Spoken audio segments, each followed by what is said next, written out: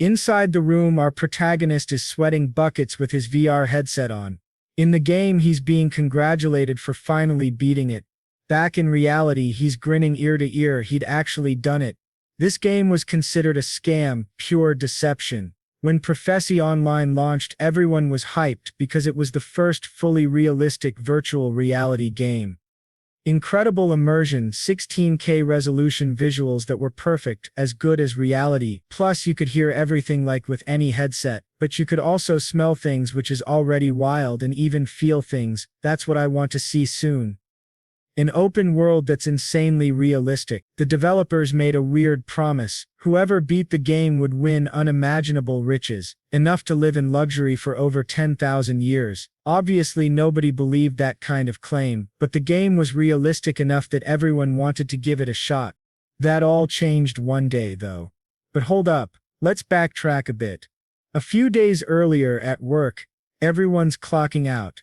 Our protagonist is just a regular mason, suffering under the blazing sun, bummed out because today he's got to clean up a ton of construction debris. The worst part, he's out here hunting for a better job, but for now a part-time gig as a mason is what he's got. The routine is basically baking in the sun and then getting chewed out by the bosses. While he's there feeling miserable, he gets a message from the Professy Online admins, addressed to the top player, Resoma. He finds it weird since he'd turned off all notifications. The message congratulates him for coming in first in a beta test, saying rewards would be credited to his account and he should check it out. They also told him to keep enjoying life in that world. He laughs thinking it's just another scam message, but when he checks his bank account there's actually 1 million Korean coins, some serious cash. Right then a coworker slaps his shoulder asking why he's standing there like an idiot. In that same second, the protagonist bolts, unable to believe he's actually making money from the game. This makes him think that the promise of enough money to live for 10,000 years might actually be real. And man, he's number one in the beta, of course he's gonna give it a shot. But soon he realizes he was being way too naive. The game was brutal and unforgiving. The players were nothing more than sacrificial pawns. The Tower Guardians obliterated players along with their character data. And in that damn dungeon, the doors were always random. The worst part, man, is when you take a hit right in the chest, it hurts like hell. Your body in reality feels the exact same pain, and it's something impossible to block. This caused the game, which seemed so loved at the start, to lose more and more players. The protagonist was only earning enough to scrape by month after month in that part-time job. And now some guys are banging on his door asking when he's going to pay back the money and telling him to get out because the rent's overdue. It seems the crazy idea in the protagonist's head to just keep playing led him to borrow money even from Jota to cover rent, and now he owes both. Even in this insane situation, he kept investing all his time in this game because that promise of infinite riches for 10,000 years was something he couldn't let go of. And now there's the message congratulating Reisama for completing the game. The message says the experience he gained there will be extremely valuable. Our boy takes off his VR headset, his eyes throbbing with joy. He throws himself on the bed, grabs his phone to check his bank account, and gets a message from the game's developers congratulating him. Actually, it's a message to all Professy Online players, saying they've achieved the goal they were aiming for since someone completed the game. Because of that, starting today, the servers would be inaccessible. Obviously our boy wants to know where his rewards are, but the message only thanks everyone who participated in the game over the years. The poor guy drops his phone on the floor, his face twisted in frustration, wondering where the rewards are. He finished it, he completed it. They said it would be extremely valuable, so surely the money would hit his account. He lies on the bed to wait a bit. The money should come through soon. It was probably so much that the transfer would take time, but of course, nothing gets deposited into his account. That 1 million he got a long time ago. That was ages ago. Now he wonders if things wouldn't have been better if he'd given up on this nonsense a bit earlier. With all these doubts, not wanting to leave his room, a week passes. He wakes up one morning to a commotion, confused about what's going on. It wasn't his phone. So what was happening? Then the legendary, yep, you guessed it, the system window appears for the boy. The first window says the main wind test in Moscow had ended, and the place was destroyed. The Earth test was about to begin, lasting 43 days. During this time they had to defeat the boss, and the test area this time would be Japan. If they failed, the entire area would be destroyed. The protagonist is baffled by this badness. But on TV, the news doesn't lie. The reporter tells everyone to check out the situation in Moscow. The city had been completely devastated, and no one had any hope that anyone would survive. Strange giant creatures had appeared, setting everything on fire. From a helicopter, someone says what happened in Moscow is coming to Japan. It seems the incidents were related to a game called Guess What? Prophecy Online. The monsters looked a lot like creatures from the game. Some guy in Japan says he doesn't believe in this nonsense. It's not like he's in a kaiju movie. Those Moscow videos. Definitely all AI generated. For sure. The destruction was caused by tectonic plate movements. But the guy in the helicopter said it looked like the monster was aiming at something in their direction. According to the next person, the transmission was cut off. People are calling out to the poor guy, but obviously he doesn't respond. Who knows it wasn't caused by tectonic plates? Our boy. He runs to the window, certain that somehow the game had become reality. In a split second he understood what the developers meant by an extremely valuable reward. While everyone's confused, not understanding these system messages popping up, our boy already knows the true value of everything he's been through. Not only that, he's the only one who completed the game, so maybe he's also the only one who knows how to beat this game. In a flash his motivation skyrockets. He flings the door open, all dramatic, saying that with this power, he's gonna make bank. What the heck, kid? I thought you were gonna save the world, you lord of the frontier. You're already on the move. Man, this kid's too motivated. The game's barely started, and he's literally sprinting through the streets, not giving a damn about anything. The guy knows that once it clicks for everyone else, the competition for experience and farming spots is gonna heat up, and he knows the perfect beginner dungeon nearby. While everyone's on the streets, trying to head home after a workday, this lunatic's zooming past. Suddenly some guy out of nowhere yells at Endo to stop right there.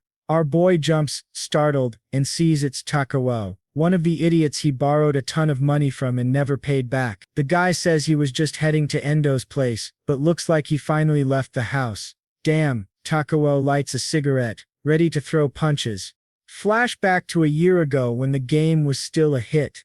Some investment companies were offering money to players with low interest rates. All they had to do was pass a process, and they'd get enough cash to play more and work less. What a perfect combo. Our boy, the sucker, obviously took the deal, right? But in reality, he fell into a trap. Turns out they said he didn't pass parts of the test and he had to pay 50% more with massive fees. He ended up with a debt he could never shake off. Now Takuo's saying it's time for Endo to finally pay up. Endo fires back that the interest was predatory from the start, and clearly their business is shady. Takuo just says debtors always make excuses like that.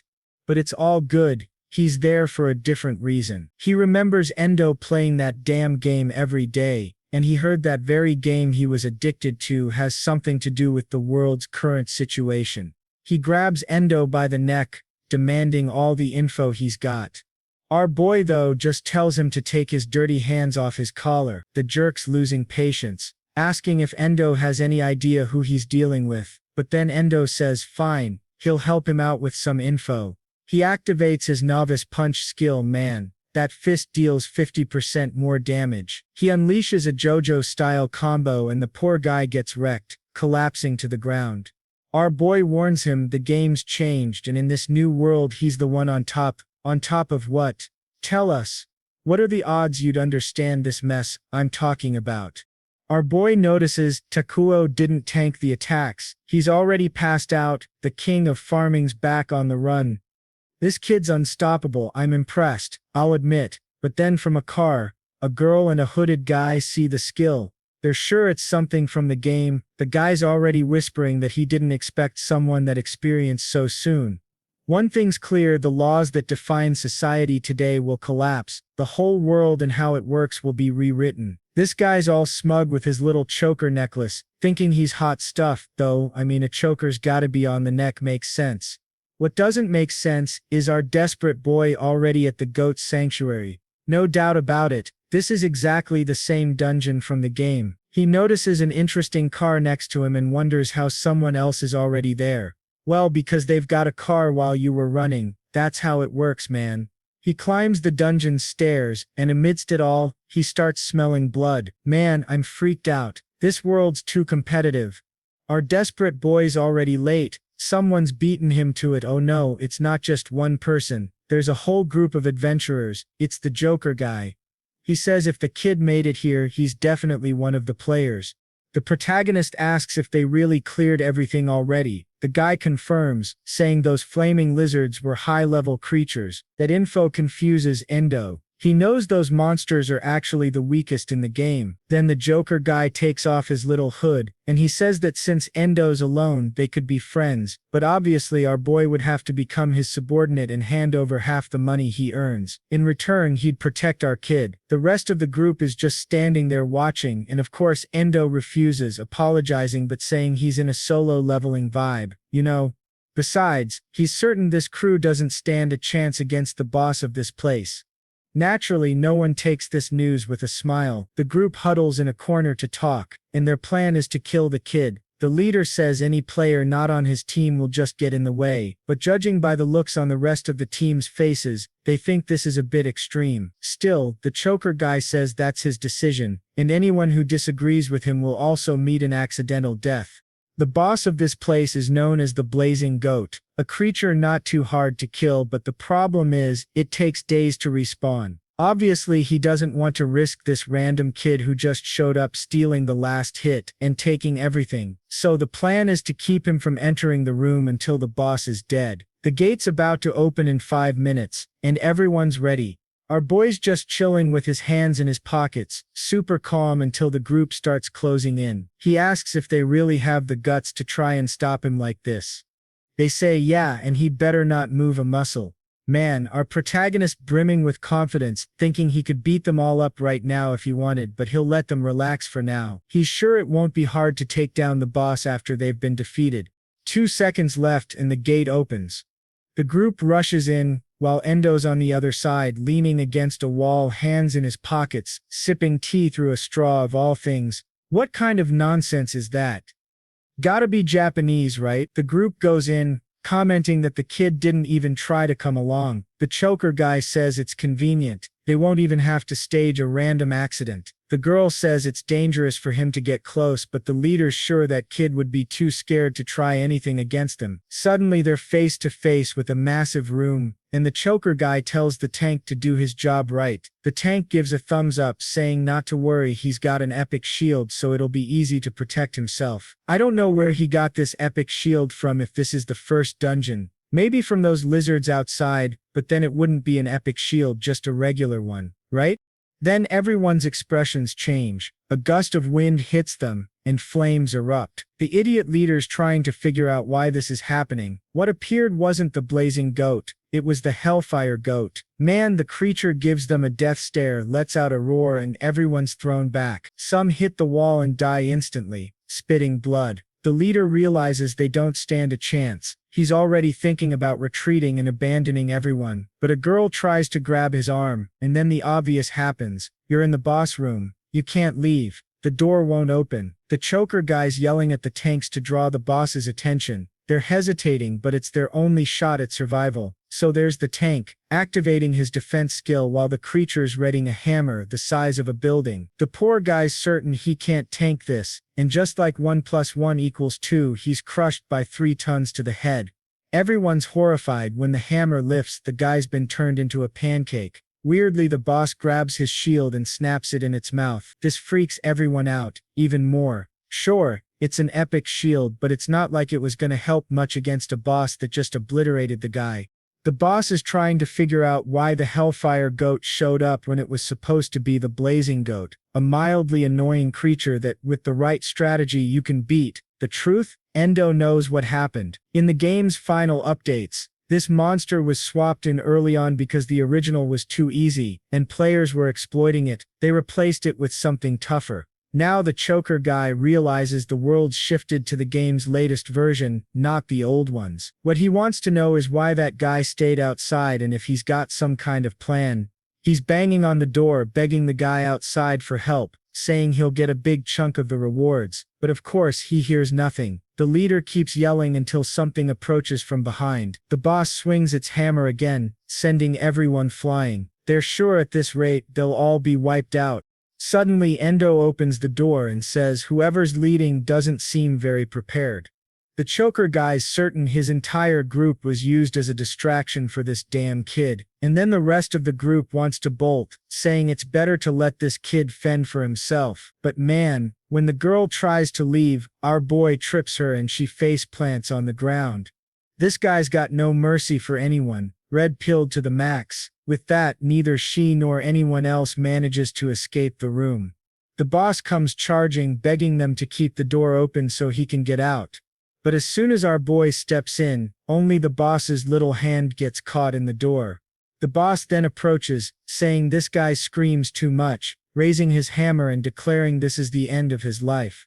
I thought our kid was gonna save him, but nah, the guy really gets turned into jelly. Now the rest of the group is freaking out, wondering how they're gonna get out of this alive. Endo picks up the leader's old sword and says the guy was weak, but the blade's not half bad. The boss though swings his hammer again and asks if the kid's that eager to die. He slams the hammer into the ground, but our boy's already jumped behind his head, asking since when a monster like this can talk. He lands 2 slashes, both cutting off the boss's horns. He looks at the 2 survivors from the group and says he's got an offer. If they pay 10 million, he'll consider saving them. Obviously the girl's confused, asking if he's serious. He says yeah, but to be humble he'll drop it to 1 million per person. Of course the 2 start complaining, saying the game just started, so obviously they don't have that kind of cash on hand. Clearly Endo's trying to take advantage of them. He says it's simple, if they don't have the money they can pay with their bodies. Nobody wants to die so young. If they swear to serve him from now on and give him 90% of everything they earn from monsters, they'll pay it off in no time. Man, the friends are terrified, saying even that jerk who died was less cruel and greedy. But the boss is coming from behind saying this punk cut off his horns and now he's a hornless in defense mode. He launches a fireball. The poor mage girl tries to raise a barrier, but it's useless. Endo, on the other hand, dodges the attack while the others hit the ground. He grins at them, saying he's impressed they survived again and is excited to see how long that'll last. Suddenly the 2 change their tune, saying his offer is actually fair and they accept. Endo says, finally, and turns to the boss, saying it's been a while since he killed this creature. The monster though says he has no memory of ever being defeated by someone like him. The friends are also sure that's impossible because it seems like there was another update. And yeah, that's true. Now I'm confused. It seems this creature was so strong that after they updated it to this boss, they reverted to the old one. I'm not sure if I messed up the translation or what happened, but this boss was there before and now it's back. The monster comes to attack, but our boy lands a sword strike on the giant hammer, knocking it aside. The poor monster's confused, but Endo charges, saying even a level 50 would be shaken by a hit like that. He knows the trick. The creature tries another auto attack, but Endo seems to be reflecting the hits. He goes for the monster's back again, this time landing a clean slash right in its eye. From a distance the friends see this punk is actually making the creature retreat. They start cheering, begging him to win so they can all get out alive. Endo the jerk tells them to stop messing up his focus with their stupid cheering while he keeps dodging attacks. The boss says he may have good evasion skills, but the moment the first hit lands, he's done for. Suddenly, Endo's back hits a wall, and the boss says he's fallen into a trap and is now cornered. Out of respect, he wants to know the kid's final words, but Endo replies that for someone who hasn't landed a single hit, he's awfully confident. The monster starts charging a black flame attack, known as a fire that burns anything, a skill that could kill even a level 99 player. But it has a critical flaw. When it's activated, the user is left wide open. That's why, despite being a lethal skill, it's not that great. And this was the perfect chance for our boy.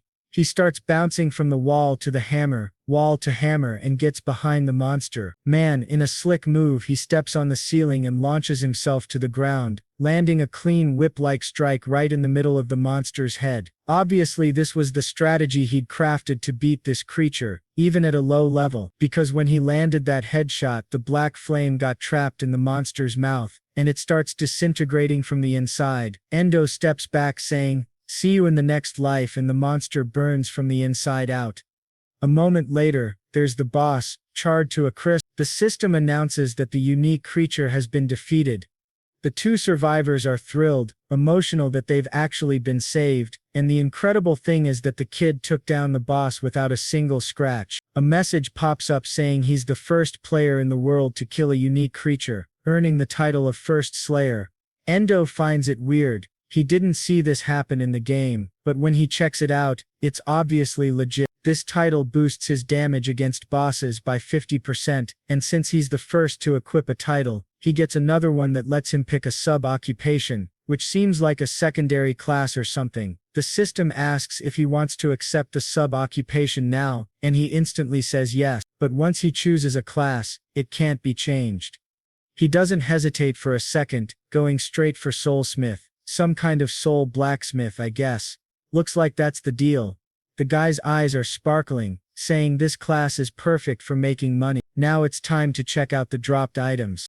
The girl behind him says she's heard the reward from this boss is a key to access the sewers, a perfect spot for low-level players to grind, level up easily, and get tons of items. The guy next to her says he's heard the same. It's a great place everyone wants to get into. Endo, holding the key, says they're right, but it's not that rare. The drop rate for this item is 100%, but the two friends notice he doesn't even care about the key, and realize their perspectives are totally different. That's when he shows off the podium dagger, saying this is a lucky item. He walks up to a fallen rock, places the dagger on it, and it slices through like butter.